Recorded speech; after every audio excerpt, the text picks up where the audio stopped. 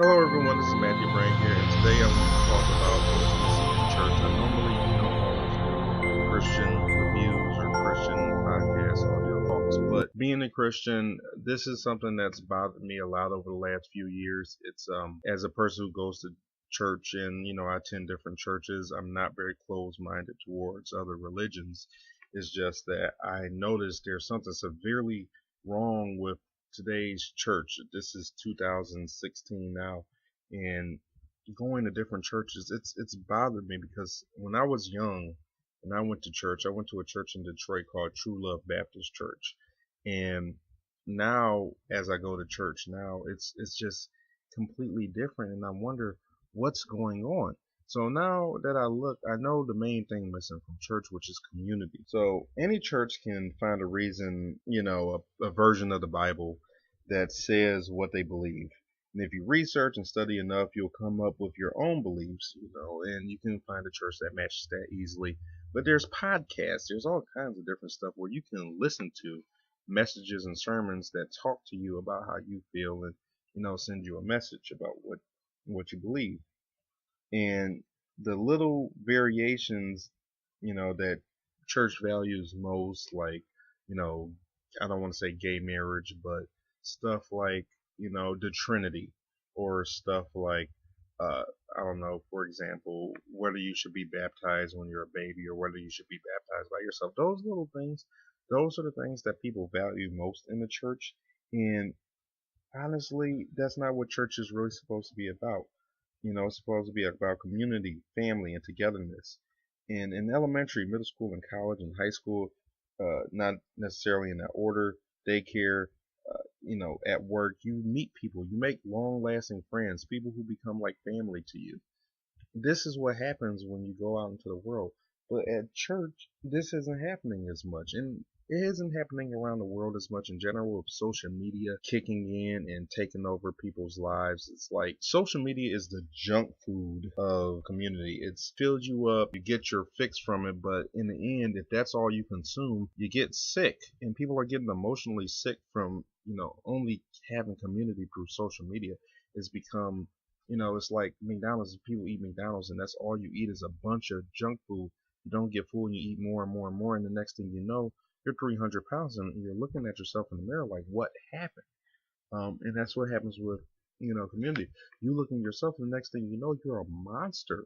And the reason is because you didn't have community to, I don't want to say to keep you in check, but one is to keep you in check, but two, to keep you emotionally stable. We are people that are built to have relationships with other people around us. Um, if you look at, other religions, it's not that Christianity is a bad religion per se, or even, being Muslim or Hindu or any of those religions are bad on your character per se. But it's the community within the religion or surrounding them that keeps them decent people.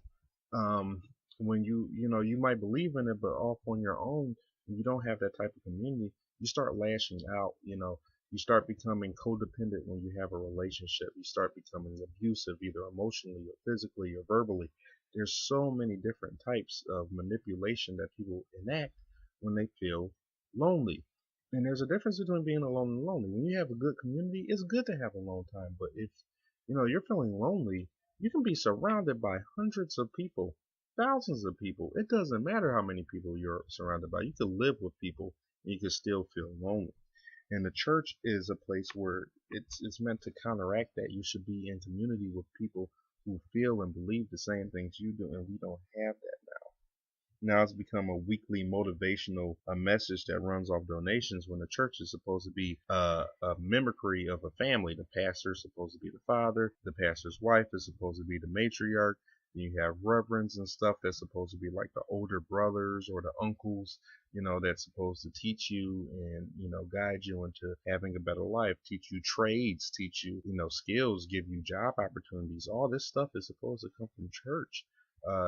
Teach you how to handle situations that come up with life. These things you're supposed to learn from church. You're not supposed to learn from a YouTube video where you randomly, you're feeling down, you go up on a YouTube video and they teach you how to handle depression. You're supposed to learn that from someone close to you, someone who's going through it, someone who's gone through and came out better.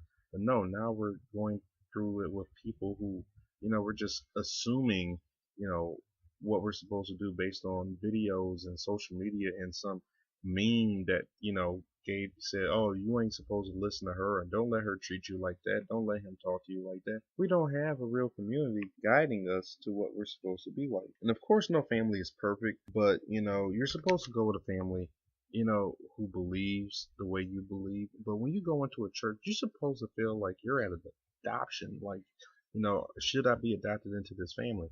Or you feel more like you're the person choosing the church where they're not even really reaching out to you. They're trying to get you to get saved. And there's usually a message at the end of the sermon where they're like, if you want to come to God now, please stand up, please raise your hand, please say something.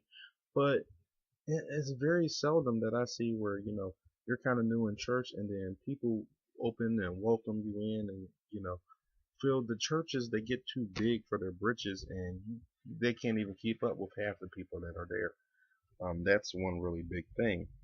I also say be careful because churches know this isn't something they don't know. Churches know people need community and they will use that against you, use it to control you. And this isn't all churches, but controlling churches that are controlling that, there's usually smaller churches and a lot of them I've noticed are Baptist churches, white Baptist churches. I should specify. I know that's kind of racist, but I notice it more with churches, Baptist churches that are predominantly white than I do with churches that are Baptist but predominantly black. They're very controlling and they want to control every aspect of your life. Not that they shouldn't guide you to doing the right thing and push you towards doing the right thing and being fruitful and being grounded and having a good foundation and doing good with your life. But there's a difference between hounding you and being all into your life with very little benefit from it. I mean, very little benefit from it. Then guiding you towards having a better life and benefiting you from making the right decisions. Completely different. That's the difference between a controlling parent and a guiding parent. Parents who punish because you don't do what they say and parents who reward you because you've accomplished something good. And it's always shown that reward makes way better progress than punishment. Anyway, that's my cue to go. I hope you have a wonderful day and thanks for tuning in. Next time I want to talk about why churches aren't building community. So if you want to check into that, subscribe to this video. I want to do more videos like this, see how they go. Until then, thanks for tuning in. I'll check with you later.